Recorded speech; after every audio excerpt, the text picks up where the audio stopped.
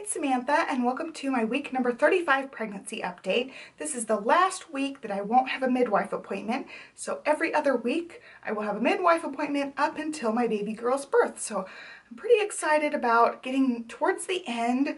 Got about 5 weeks left, give or take a week or two, depending on when she makes her appearance, but I am so ready. I told you guys last week I had a lot of new symptoms, wasn't feeling that great, and again this week I've been having the same kind of symptoms. I talked to my midwife about a couple of them, so I want to follow up with you guys and tell you guys a little bit of that information. So again this week we're talking about stuff that's TMI, so just a warning for you guys, if you want to skip over the TMI stuff, go ahead and go straight to the baby bump. So the first thing's not so much TMI.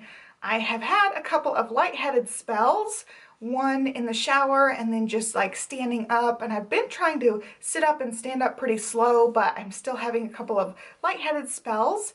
It turns out I've got low blood pressure. It's still in the normal range, but it is borderline on low. So that's something I'm having to deal with. I'm having to get up really slow, not make any sudden movements in the shower or anything. When I got lightheaded in the shower, it was pretty scary. It was the first time that it had happened, and that's typically when people will get lightheaded spells while they're pregnant, is in the shower, because the heat or something just makes you lightheaded sometimes. So I called for my husband. He came up and like supervised the rest of my shower, and since then I've made sure I only shower when he's home, just in case. You know, you never know what's gonna happen, and with me already getting lightheaded once in the shower, it's best that he's here. So we do have like a handle thing I can hold on to in the shower when I get lightheaded, but I've really tried to cut the water down really cool and not stay in the shower nearly as long, although I really have found relief in the shower. I just have the shower head aimed towards my lower back and it feels great. So I do kind of stand there a long time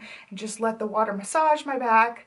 But now I'm not doing that quite as much, just because I'm a little nervous about the lightheadedness. And the only thing that she said that they want to do for that right now, because it's not a super serious thing, is for me to drink a lot more water. So that's been a struggle since my appointment last week. I had mentioned I can't eat very much. Well, the same goes with drinking. If I drink like half a glass of water, I'm not hungry. I've been trying to cut back on my water intake part of the time just so I can eat. So now I've got to get a little creative. I'm trying to have more smoothies, I'm trying to have soups, having liquidy things that give me the water and the nutrients at the same time. So I've got soups planned all this week. Just really trying my best to eat and drink as much as I can, but I feel full so much of the time. I'm still majorly hungry, like I said, but my stomach is just so compacted in there.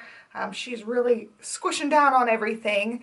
And last night and this morning is actually the first time this trimester, actually since the first trimester, that I've had to pee all the time, even when I just peed. So like this morning I got up, first thing I did was I peed, and 5 minutes later I felt like I had to pee again. And last night, all night, I was up peeing. Usually I only get up once a night to pee. Now I've been doing it multiple times, so I think that's just a sign she's taking up more space in there. So that was a little bit difficult last night, and then this morning feels like I have to pee every 5 minutes, which I don't even have to pee that often, but that's what it feels like. I talked a lot about my poop issues last week. Well, I have another poop issue. I have an internal hemorrhoid. So I've had some issues with that. I've had a lot of pain down there. I have had some bleeding down there, which is really unpleasant. The midwife says just to keep an eye on it, and I'm on stool softeners now. So generally speaking, people start stool softeners when they give birth, because going number 2 after you give birth is really challenging. But I guess I just got to start them early. So I'm on stool softeners now. It's supposed to start helping with all my poop issues. So hopefully in the next few days I'll get lots of relief from that. Yeah, that's such an embarrassing thing to talk about. But anyway, the hemorrhoid thing, I'm supposed to take stool softeners, I'm supposed to eat more fiber, and I'm supposed to drink more. So again, back to the drinking and eating. I'm doing the best I can. It's really hard right now. And the midwife said, unfortunately, hemorrhoids tend to get worse because of all the pushing you do at the delivery. So she suspects that it's going to get worse before it gets better. And she said probably it'll get better a couple of weeks after the birth. So right now it's just a little internal one. It's still a pain, literally a pain in the butt, but it's going to probably get worse. And I might have raging hemorrhoids after the birth. So we'll see about that. I'm a little bit nervous about that part now, but it's nothing I can't handle, so I'm just, you know, trying to stay positive and stay happy. I also talked to the midwife about my weight. They had me down as gaining 2 pounds over about 3.5 weeks, so she was not concerned at all. She thought that was perfectly fine. People don't gain as much in this 3rd trimester, generally speaking. It's totally okay, and it calmed my nerves just a little bit. So talking about the baby, the appointment went really well. The heartbeat's very strong. She's still head down, and she was with her spine on like this side last time. Well, she's been moving around a little bit, and I felt like rolling movements across my stomach. I wasn't exactly sure what it was, and I had this pointy part, like my stomach will look pointy over on this side just every once in a while, and I'll feel this big piece right there. And the midwife said that is her feet. When you see anything super pointy, that's generally her feet. I'm getting the idea of where she is now. She's been on this side some, where just her spine goes down my side. She's had her spine like across my belly button down the middle sometimes, which is like the perfect position. And then also on the side. So she just kind of rolls back and forth like that. And then I'll feel her feet on one of the sides. And it's really neat. I think this is one of the neatest things about pregnancy, is feeling her move and feeling the hiccups. And now I can feel like hard parts where it's her body. And I think that's just so neat. That's one of the neatest things about pregnancy. And to be honest, I haven't really enjoyed being pregnant. I mean, I want a baby, and I'm happy that I am pregnant, but I haven't really been like gung-ho about this pregnancy. I haven't enjoyed getting bigger. I haven't enjoyed my body changing. I haven't enjoyed the symptoms. It's been a little bit tough emotionally and physically, so I haven't enjoyed some of the aspects, but one of the aspects I do really enjoy is feeling her move and kind of guessing where her body parts are. And of course, you know, I wouldn't change it for the world. I know I'm so lucky to be pregnant, and I cannot wait to meet my little girl, so I definitely wouldn't change it. I'm not complaining or regretting getting pregnant at all. I wanted this so bad, and I still want this, but it has not been all rainbows and sunshine. It's been very trying some of the time. And then as far as the sciatic pain goes, it still comes and goes. And what I do is I just kind of walk it off. I try to walk a lot around the downstairs part of our house when I feel it coming on. And also I do some yoga poses. I really like one specific video I found on YouTube. It's like 6 minutes long, and it walks through a couple of different yoga poses, and it seems to really help me with my lower back pain and also with the leg pain. Generally, I do those exercises every night, and then just when I feel like I need to do them during the day, I'll do them here and there during the day too, just to kind of help relieve some of the pressure and achiness down there. The only other new thing is I switched bras. I had a favorite bra that I was wearing, and it was a 34 band size, and the new one is 36, because I feel like my ribs are just being taken over, and so I really felt like the other bra was really tight, and this one feels so much better. It feels so much better to have this one. It's a 36, so I did go up a size, and I'm totally okay with that. It just feels like I have so much more room to breathe now, even though it's still hard to breathe. That's pretty much all for my appointment and what's new, so let's go ahead and go through the questions I always go through. So we are in week number 35, and baby is the size of a coconut. Emotionally and overall, I'm feeling good. I'm ready to meet her. It has been a little bit frustrating the last week or two, and I have had some weepies this week. For the most part, I feel like my emotions have really been in check most of the time, even though I have had some meltdowns here and there and some almost meltdowns here and there. It seems like this week I'm just in weepy mode, so like everything makes me tear up. I don't really feel sad, but just this need to cry and weep comes on, so I have had these like crying spells. I have been kind of clingy and needy towards my husband. I don't know, I feel really clingy. I don't know what it is, but this week it really hit me, especially like the last half of the week. So I do kind of like cry for no reason. And it's been weird because for the most part, my whole pregnancy, I have had these soaring, super happy emotions, like nothing can go wrong. And then this week, it's just kind of like I felt a little bit blue here and there.